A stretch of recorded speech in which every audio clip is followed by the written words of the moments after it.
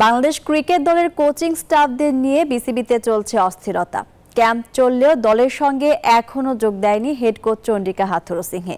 Cricket বিশেষজ্ঞ নাজমুল আবেদিন ফাহিম বলেন, ক্যাম্পের শুরু থেকে দলের সঙ্গে থাকা উচিত ছিল হাথুরুর। শুভ দেবনাথের রিপোর্ট। চট্টগ্রামে চলছে বাংলাদেশ দলের অনুশীলন, কিন্তু সেখানে অনুপস্থিত হেড কোচ চন্ডিকা হাথুরুসিংহে ও সহকারী কোচ নিক পোথাস।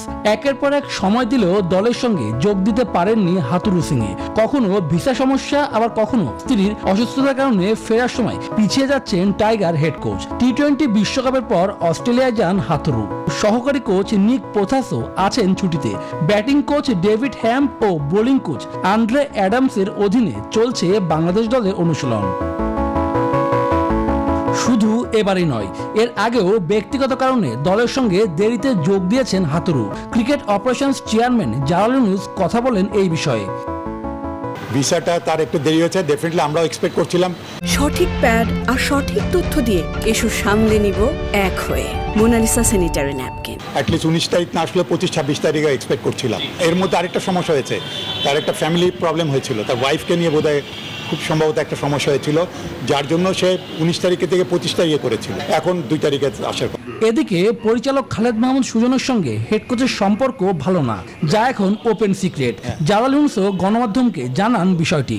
এরকম কিছু সমস্যা হয়েছে বলে আমরা এটা আশা করি নাই, এটা হওয়া উচিত ছিল না, কারণ এই দুজনের মধ্যে কিন্তু আগেও রিলেশনশিপ খুব ভালো ছিল।